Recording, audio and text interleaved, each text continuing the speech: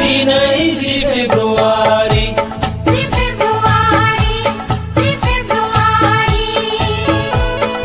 BTC नि गोथार सान BTC नि गोथार जोनोम सान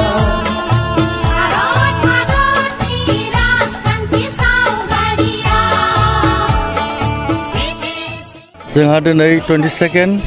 BTC एकर्ड डे आरो बे एकर्ड डेआव जों दिनै सेलिब्रेशन बानायदों आरो जोंनो बे सेलिब्रेशनखौ बानायनो थाखाय जोंहा डिस्ट्रिक्ट बा सेन्ट्रेलनिफ्राय जोंनो निर्देश हरदों जोंनि 40टा जिल्लायावहाय बा 40टा समस्तियाव प्रत्येक समस्तियाव जोंहा दिनै 22nd BTC एकर्ड डेखौ जों सेलिब्रेशन बानायदों प्रत्येक ब्लकआवनो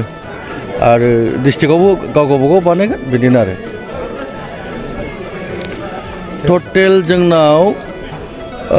13टा BCDC बे 13टा BCDC नि गासिखौबो जोंनि BPF नि प्रेसिडेन्ट सेक्रेटारि प्रमुख मोनब्रै उइं दं पेरेन्ट वुमेन बा BSC बेखौ लानानै जोङो ज' गासिबो बा माइनरिटि सेल गासिखौबो लानानै जों दिनै बे सेलिब्रेशनखौ फालिनाय जादों निश्चय जोंहा मोनसे एग्रिमेन्ट जाबाय जोंनि बर'नि सोमावसारनायाव 1993 आव जोंहा BSC एकर्ड जादोंमोन उइदिन स्टेट बाहाय जों साफिसियेन्ट मोनैलाय जोंनि नेताफ्रा BSC एकर्डआव जोंहा माखासे जों खामानि मावनो हायि जादों इन्डिपेन्डेन्टलि बेखौ लानानै आरो जोङो डेम'क्रेटिकलि जों आन्दलन खालामनानै 2003 आव जोंहा जोंनि BLT जों सार हाग्रामा दैदेननाय BLT जों जोंहा मोनसे गिदिर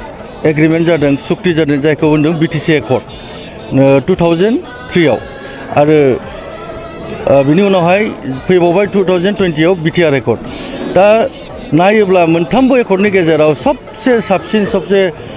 स्ट्रेंथसिन सबसे गोहो गोरासिन सुक्ति होनोब्ला BTC आनो दा बेनिखायनो दिनै जोंनि BTC नि जेसेबां जाथि जनगोष्ठी दङ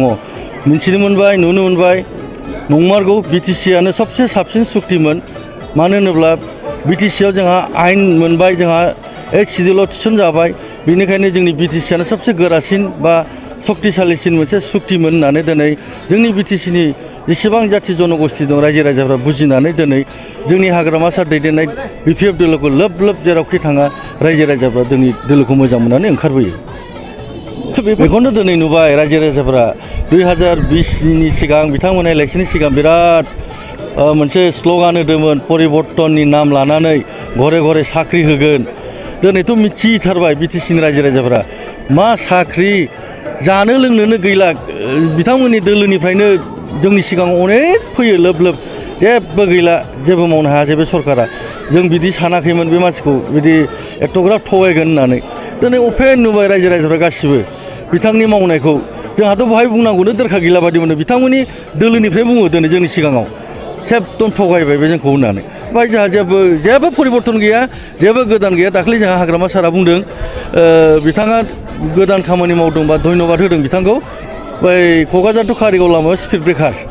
बेखौ धन्यबाद होदों जोंनि सारा बेनो बिसिनि गोदान खामानि आरो बेहाय जेबो डेभेलपमेन्ट गैया आङो दिनैनि जोंनि 22nd BTC एकर्ड डे सेलिब्रेशनाव आं जोंनि BTC हालामनि जेसेबां जाथि जनगोष्ठी दं रायजो राजाफोरखौ आं बेखौनो खावलायो आं मोनसे मेसेज होनो लुगैयो जाहाथे फैगौ 2024 नि MP इलेक्शनाव जोंनि दलखौनो रोजा रोजा भट होनानै जयजुक्त खालामगोन आंहा मिजिं दं आरो आसा दङ आरो जों निस्सय जोंनि मोननै समस्तियाव क'क्राझार लकसभा आरो बिनिफ्राय उदालगुरि दरं लकसभा मोननैयावबो जोंहा जय जानाया एकदम खाथां बे क्लियार जाखानानै दङ।